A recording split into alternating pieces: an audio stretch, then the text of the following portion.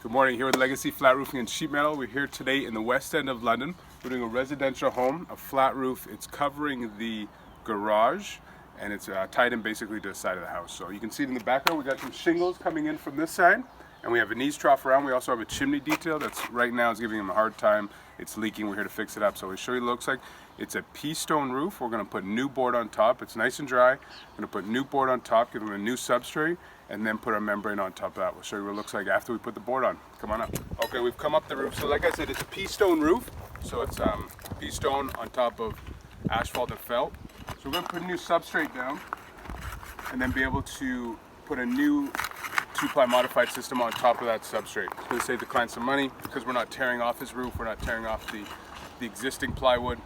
And there we go. We have a shingle detail here. I'll show you what we're tying into.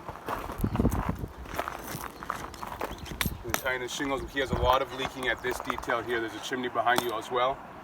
And there has been a patch and repair here, so we're going to tie into an existing cap sheet here. So there we go. We got eavestrough on the 3 other sides. Show you what it looks like. We'll put some new board down, base sheet. Show you how we waterproof the shingle area to make sure in the winter, when the snow builds up, there's no ice damming underneath the shingles. Thank you. Okay, welcome back. We finished fastening the substrate board onto the roof. You saw that. Now we've put a primer and a peel and stick base sheet membrane. So the client was having a lot of water infiltration issues here. So you can imagine in the winter when the snow would build up, eventually come back underneath the shingles and melt into his garage. So we waterproofed from here. We've removed the shingles. We brought our base sheet up high enough, and we're going to put, after the cap sheet, we're going to put new shingles on top. We've also had some issues in the back there. We've sealed it up, dripped over the edge so water can't come back underneath his roof. We're going to prime it, put the cap sheet on, do some metal flashing, show you what it looks like. Thanks.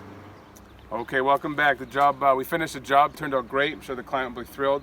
More importantly, he's not going to have leaks along where the flat met the slope roof. That's where it leaked all the time. Every time it rained, he said it leaked. So there you go. We had a couple tricky details. Obviously, the masonry chimney was one.